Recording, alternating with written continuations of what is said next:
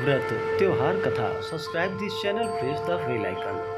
आइए आज सुनते हैं संतान सप्तमी व्रत की कथा। इस व्रत को महिलाएं अपने पुत्र की दीर्घायु के लिए और सभी प्रकार के सुख और समृद्धि की प्राप्ति के लिए, कुशल क्षेम आदि के लिए इस व्रत को रखती हैं।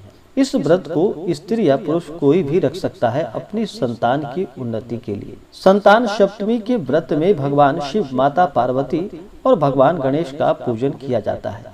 किसी भी प्रकार के पूजन में अपने कार्यों की सिद्धि के लिए सबसे पहले भगवान गणेश का ही स्मरण किया जाता है। इससे कार्यों में सफलता प्राप्त होती है।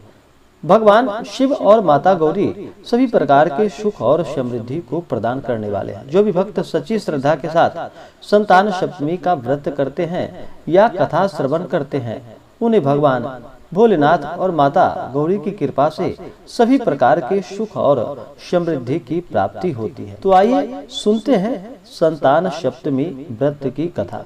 तो बोलिए प्रेम से भगवान भोलेनाथ की जय, माता पार्वती की जय। एक समय की बात है। पौराणिक कथा के अनुसार एक बार भगवान श्री कृष्ण ने युधिष्ठिर को बताया कि किसी समय मथुरा में लोमस ऋषि आए। मेरे माता पिता देवकी व वसुदेव ने उनकी सेवा की।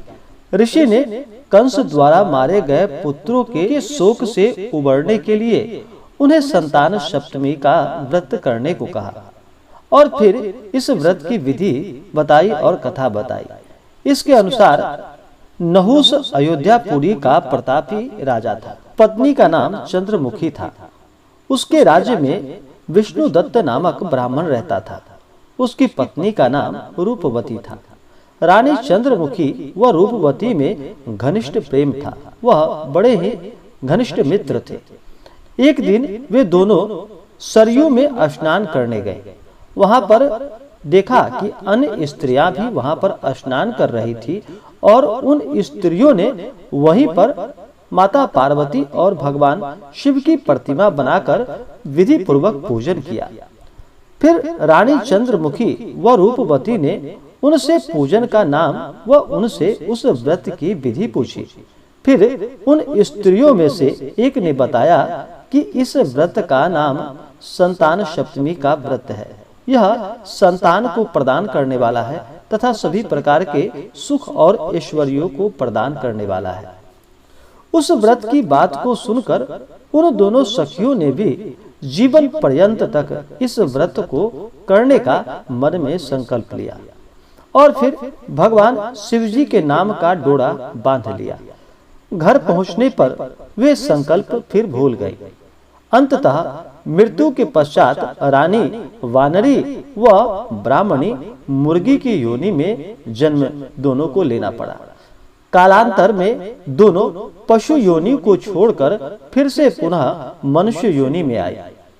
इस बार चंद्रमुखी मथुरा के राजा पृथ्वीनाथ की रानी व रूपवती ने फिर ब्राह्मण के घर जन्म लिया।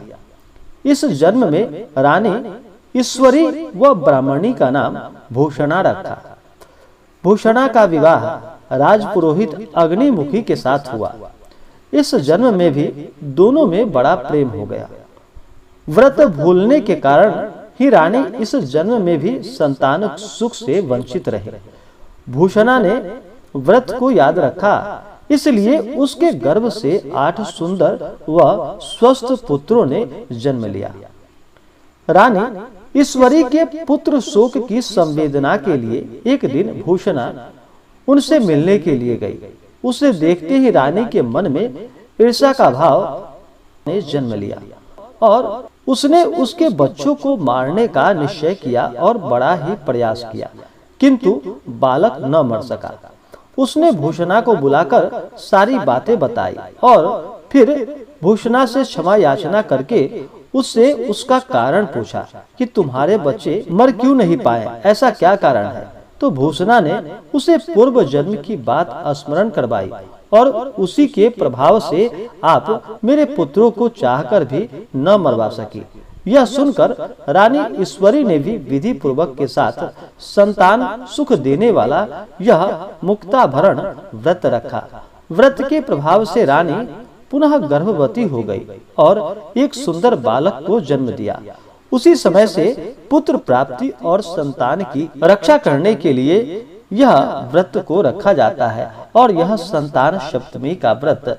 इस व्रत के प्रभाव से संतान की प्राप्ति होती है तथा सभी प्रकार के सुख और समृद्धि की प्राप्ति होती है। तो बोलिए प्रेम से भगवान भोलेनाथ की जय, माता पार्वती की जय।